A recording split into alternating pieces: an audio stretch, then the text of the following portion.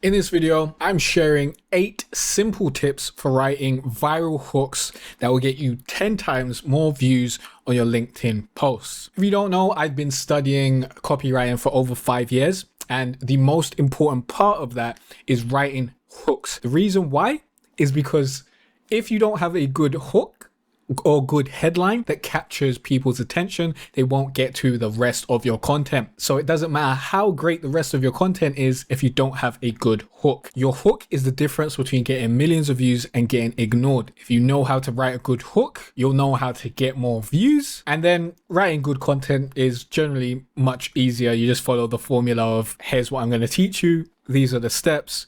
Call to action. Very, very simple. The hook is where people have a lot of trouble, and that's where these 8 tips come in. First thing you need to understand is your hook needs to focus on a benefit or a problem. Readers want content that either solves their problems or helps them get an outcome they want. Give readers a good reason to read your post by communicating that you're going to help them solve that problem or get that outcome they want. Ask yourself, what do they get out of this post? And make sure you've got a good answer before you post that LinkedIn post. For example, let's say you're writing a post on optimizing blog posts to rank on Google. Don't write magical SEO secrets as your hook, because that's too vague and doesn't really tell you that you're going to get a real benefit or solution to your problem. Instead, you write 5 ways to rank #1 on Google. This offers a clear benefit to your target audience, ranking #1 on Google, and gives them a reason to read your post. Tip number 2 is show a transformation. Sharing a story of transformation makes readers curious. They'll click see more because they want to know how you got those results and how they can get the same results that you did. The bigger the difference in the transformation, the better the hook. The basic template to use is X amount of time ago I had these results. Now I have better results. Here's how, or here's why. Very, very simple, very, very straightforward. For example, a year ago, I didn't use LinkedIn. Last month, I got 201 leads on LinkedIn. Here's how. Another example, 3 months ago, I got 5,000 LinkedIn post impressions per week. Now I get 60,000 LinkedIn post impressions per week.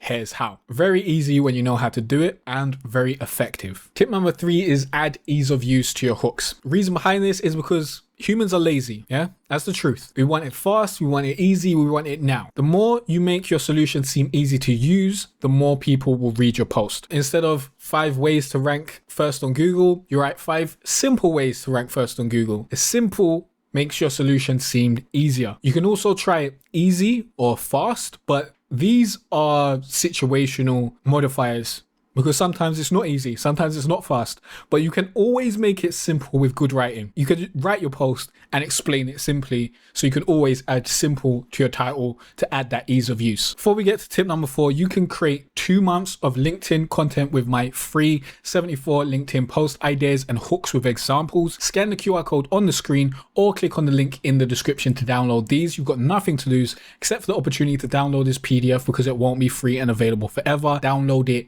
now. This will really help you understand how to write better hooks fast. Tip number 4 is to use numbers. Now, our eyes are drawn to numbers, especially on platforms with a lot of text. So LinkedIn, Twitter, even YouTube. Using numbers in your hook helps to break up that pattern recognition when people are expecting to see a bunch of text and they see numbers and percentages. It's going to make them be like, ooh, what's that? It's going to make them take notice a whole lot more. And adding numbers helps add ease of use to your hooks. For example, 4 simple steps to X is better than how to do X, because you're making clear that it's only going to take 4 simple steps to do it. And that makes people think that is easier. Adding numbers also helps to add credibility to your hooks when you're adding something like statistics. Tip number 5 is to be polarizing. People love engaging with content that they strongly agree or disagree with. Content is like wrestling. Boos or cheers are great, and they're always better than being ignored or indifference. You never want people to just be like, yeah, whatever, and keep moving.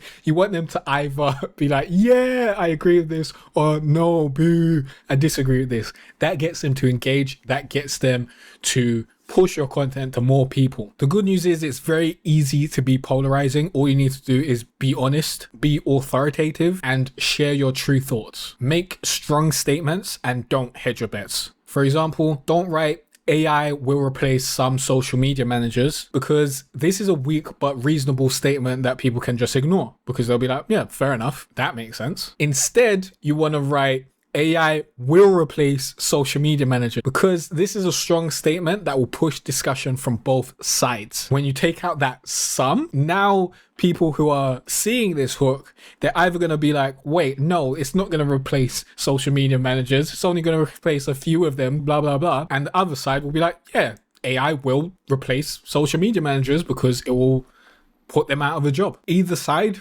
are the sides that you want to incite to engage with your content. Better yet, if they're arguing with each other in your comment section, that's even better, because that'll push out your content to even more people. Tip number 6 is going to be a short one, and that's because tip number 6 is keep it short. A short hook grabs attention faster. Get to the point and keep it brief. Less is more. Generally, you want a 1-line hook and then a 1-line rehook. If your hook is going to 3 lines on mobile, you're doing too much. You need to cut that out and edit it up. Tip number 7 is be specific. Specificity builds trust and attracts the right audience. For example, use specific stats like 57% of LinkedIn traffic is from mobile, because this is way more credible than rounding it up and saying something like almost 60% of LinkedIn traffic is from mobile. When you get those odd numbers, or numbers that aren't rounded to either 60 or 65 or, you know, that sort of stuff, whenever you're adding numbers, be as specific as possible and people will trust you a whole lot more.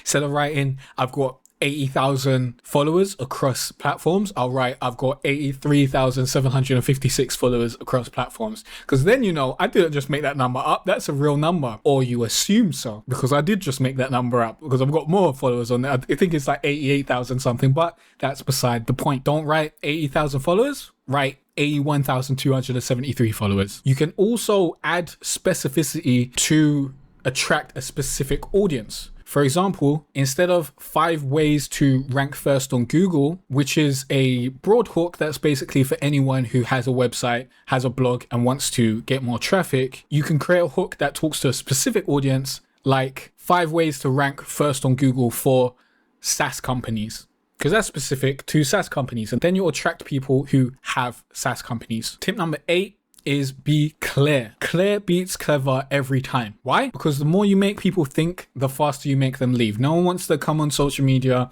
and scroll through posts and be confused and then be forced to grab a dictionary. They're not going to do it. Right? They don't care enough about you to be doing that. They want things to be easy to understand and quick to understand. That's what people go to social media for. If people need to figure out what you mean, they're not going to read your post. They're going to run away. You're just not that important to them. That's the harsh truth about it. Keep it simple and tell them exactly what they're going to get, while also making them curious. You need to be clear whilst making people curious, not trying to be clever. The good news is the more you write, the easier that this gets. But you must understand that clear plus curious equals great hooks. That's what you want to aim for every single time you're writing a hook. Clear and add in some curiosity. 7 ways to write better LinkedIn posts, and then your rehook would be something like step 4 gets you 10 times more impressions overnight. That makes people curious to see what step 4 is about. You see, that's a very easy rehook that you can pretty much add to any post that has a list of tips or ways or what have you.